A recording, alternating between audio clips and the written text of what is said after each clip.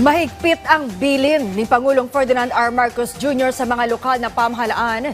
Napaigtingin pa ang pagbabantay sa mga pogo na hindi pa rin tumitigil ang operasyon sa kanilang mga nasasakupan. Nagbabalik si Kenneth Pasyente.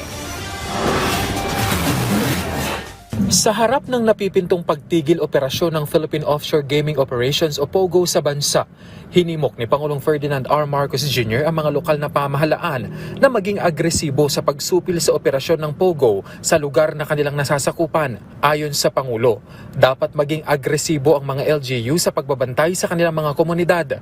Hamon niya sa mga ito, huwag magbulag-bulagan at agarang magsuplong sa DILG sakaling mapag-alaman na may operasyon pa rin ng POGO sa kanilang lugar.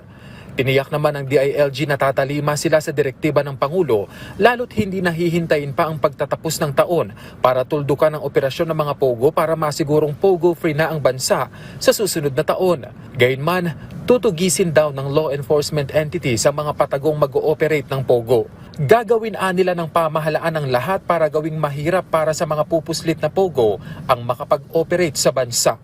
Madali naman daw itong matutukoy dahil sa magiging kahina-hinalang kilos at galaw ng mga individual sa isang lugar, kung saan magiging malaki ang papel ng LGUs sa pagsusumbong sa ganitong mga insidente.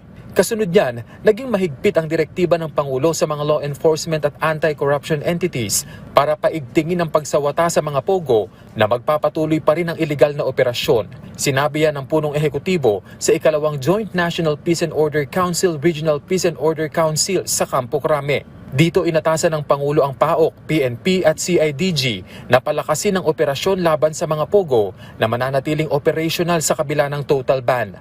Kabilang din sa direktiba niya sa DILG na mangalap ng mahalagang impormasyon sa mga komunidad. Hanggang nitong November 29, aabot na sa 53,700 na lisensya ng offshore gaming ang nakansela. 18 IGL ang kusang nagpakansela ng kanilang lisensya, habang 27 IGL naman ang nasa proseso pa ng kanilang license revocation. Matatanda ang kabilang sa highlights ng ikatlong sona ng Pangulo ang anunsyo ng total ban ng POGO sa bansa simula December 31. Pero una nang iginiit ng PAGCOR na simula sa linggo, December 15, kanselado na ang lahat ng lisensya ng POGO sa Pilipinas. Kenneth Pasyente para sa Pambansang TV sa Bagong Pilipinas.